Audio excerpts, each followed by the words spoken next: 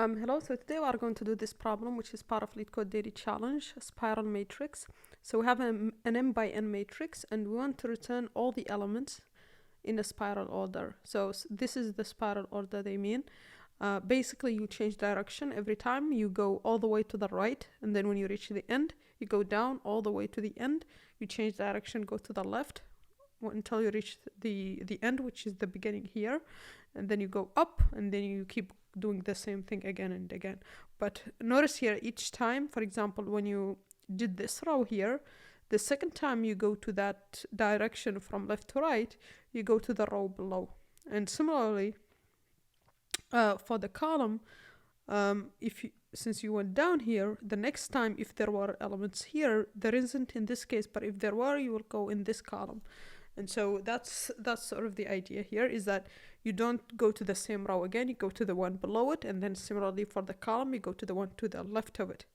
So that's the idea. And similarly here, we go like this, we go like this, like that, like this, like that, okay? And we want to return the list in the spiral order, but as just one list.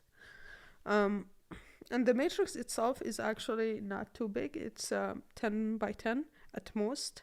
And so any solution that is of n or by n for the entire matrix should work fine. So let's see how we can tackle it. Okay, so let's see how we can tackle this. So the first thing to think about is, okay, what is required in this case? What do we need to do? Well, we definitely know that there are only 4 types of movement, right? There is this movement left to right.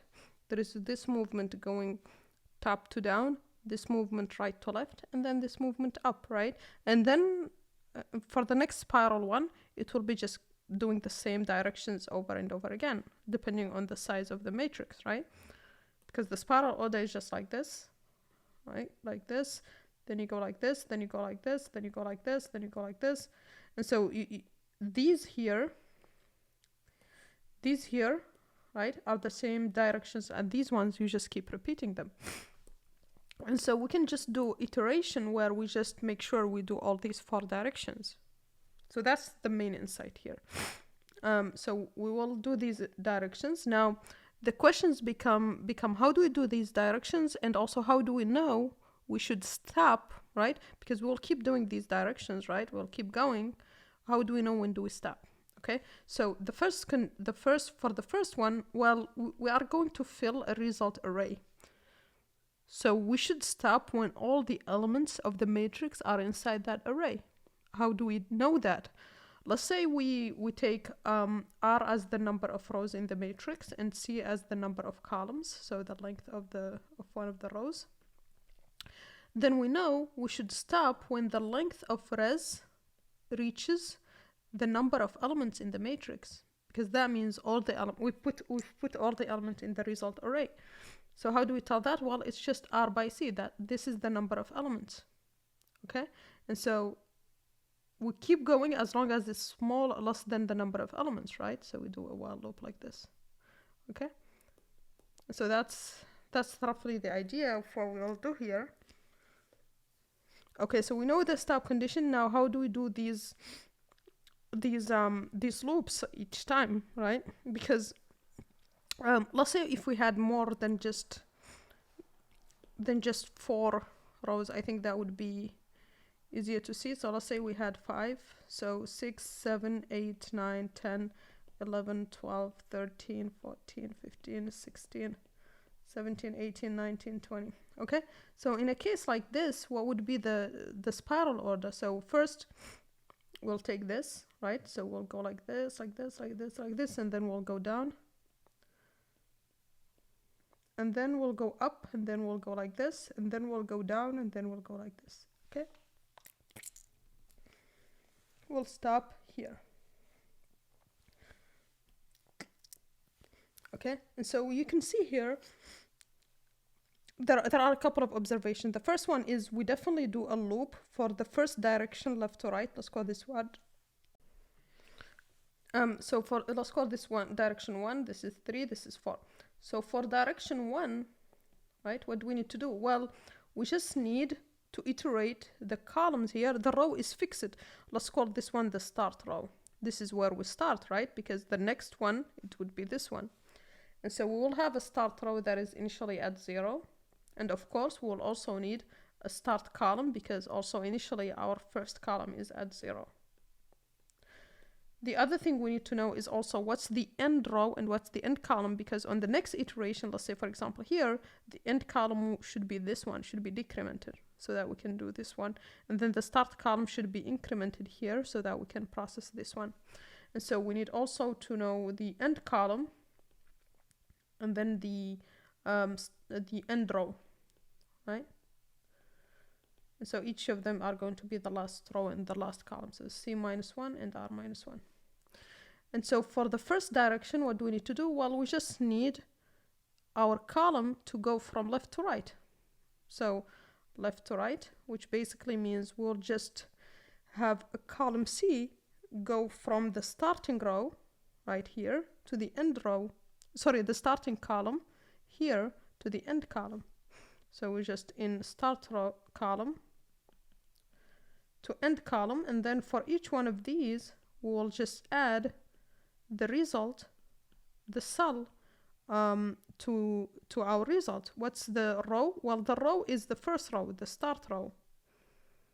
Okay, and then the column is this column C each time.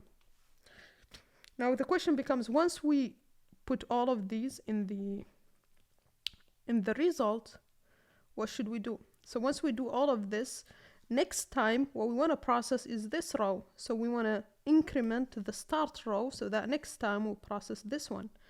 That's the main insight here. So here we want to increment start row. Okay? And now with this logic, we'll just repeat the same logic we applied to all of these. Now what about this one? Well, for this one, we want to process the end column and then just do all the rows. Okay, so that would be, and we are going top to bottom. Okay, so this is top to bottom, and the variable, the fixed thing is the column, and the varying thing is the row. So we need to do for R in. We start from the first row and then we go to the last row. So it's going to be in start row all the way to end row. And then we'll do the same thing. We'll add, the row is variable, but the column is the same. So it's end column. But the other thing is that once we process this column here, this one here, the next step, like in this one, like this example where it's more clear, we'll go to the column to the left of it. So we need to decrement the column so that next time we process this column. And so this means here we'll do end column -1. And then now the rest is easy. You can just follow this pattern. I won't write the rest exact, all of it, but you can just go through it on your own. You just process this, which is going to be the last row. So the row is fixed, but the column goes from the end column all the way to the start column each time we decrement by 1. So it's not going to be +1 each time, it's going to be -1 each time, because we want to go from the last column to the start column. And then each time we append the value where it's the end row and the column here. Okay? And then once we do this, now, because the next time, like in this example where it's more clear, we'll go to the end row is going to be this one. And so we need to decrement the end row by -1. Okay? And then we'll process that one. Now we need to process the starting column. And so for the starting column, we go bottom up, right? And so it's going to start from the end row, going to the start row, because we incremented the start row earlier here. We are going to stop here. And then here we decrement because we are going bottom to up. So yeah, and then we add each cell. And then after that, we just go through our while loop again and check if we did add all the elements. We are good. If not, we'll just again go in the same direction, in the same 4 directions again, and do another pass. And that's pretty much it, right? So just doing exactly the spiral order as it's asked from us. It just will require some pointer manipulation like you see here. Okay, so that's pretty much it. Now, what's the time complexity of this solution? Well, you see here, for each cell, we go through the cell only once. So it's just going to be the number of cells, which is R by C. Okay. Yeah, and that's pretty much it. So this is time, and in terms of space, we are using just the extra array that we have to return, so it's O of R by C space as well. Okay. Okay, so now let's code it up and make sure it passes. Okay, so let's code up this solution quickly here. So first, we of course just need some setup. We need the setup for just the number of rows and number of columns, and these are our starting. We need our starting row. This actually we don't need, but we need our starting row and our ending row and our starting column and ending column. Okay, and now we can just set up our loop. Okay, so while we didn't fill all the elements, right, we are first going to traverse a row going from right to left. So this is this direction here first, right? And then we do it for the start row because that's the first row that we traverse here. And then once we do that, we want to go to the next row. So we want to increment our start row by 1. Okay. And then we go traverse down, right? So we need to go down like this. And this is the end column. And then we just go through the rows, right? And so that would be like this, and that's why we have the end column here, and then we just go through the rows from start to the end. This +1 is just so that we can go all the way to the last element here. Okay, and now once we do that, because on the next pass, which is more visible, let's say if we had more elements here, we'll need to go down like this, and so for that we need to decrement the end column, and so that's what we are doing here. And then the next step is we want to go from right to left, right? So that's this iteration here, right to left, okay? And so the columns change, but the row is fixed. It's just the end row. So that's what you see here. And then the column just moves from the end to the start column. Now notice here the end column was already decremented by 1, and so that means we'll start from this one, which is what we expect because we already added 9 as part of this. Okay.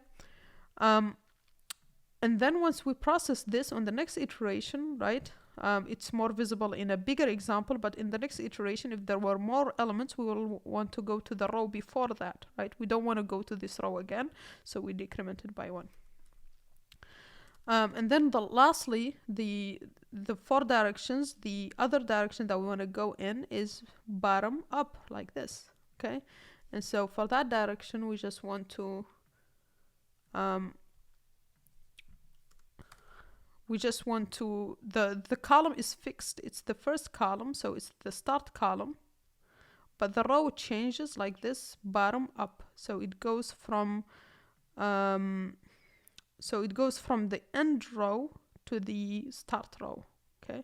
Now you may notice here we are doing start row -1 and start column -1. This is just in Python because for this to finish at start column, we'll need to do start column -1. Okay.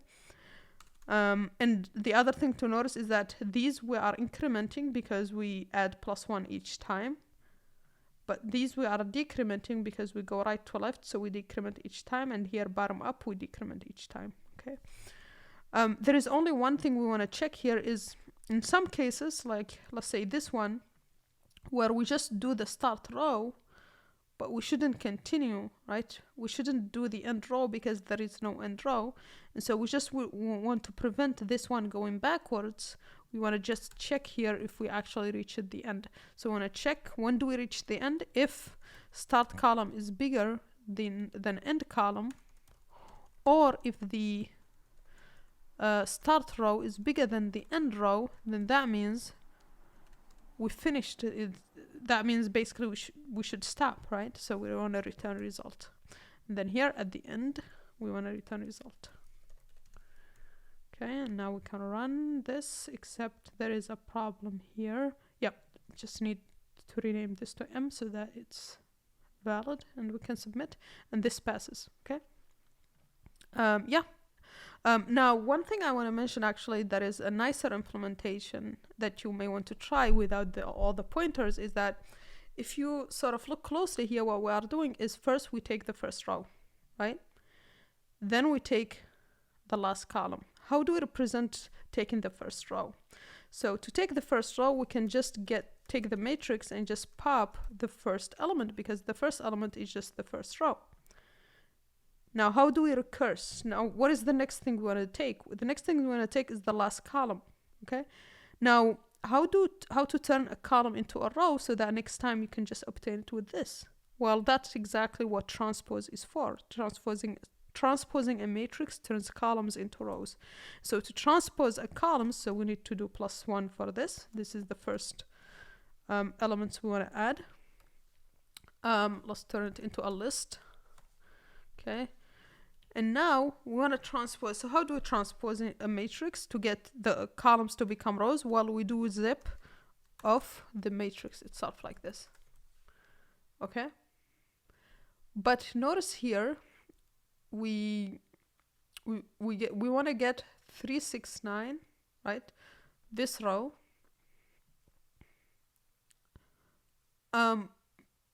But we also want to reverse that, because this is the last column. If we just transpose and just get the first one, that will give us 147, but we want the last one, and so we want to reverse at the same time.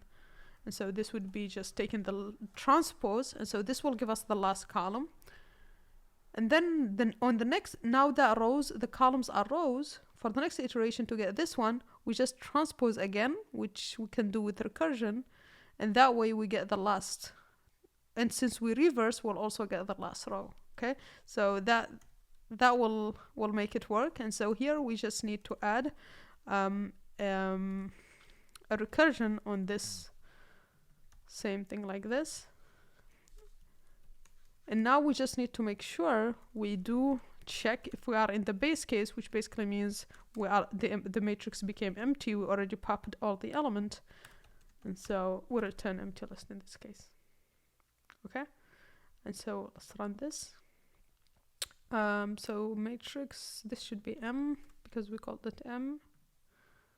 Okay, looks good. Let's submit, and that passes. Okay, so you can see with this way of transposing and just reversing, with that in recursion, it's a lot simpler to implement and visualize. Yeah, and that's pretty much, I think, it for this problem. Please like and subscribe, and see you in the next one. Bye.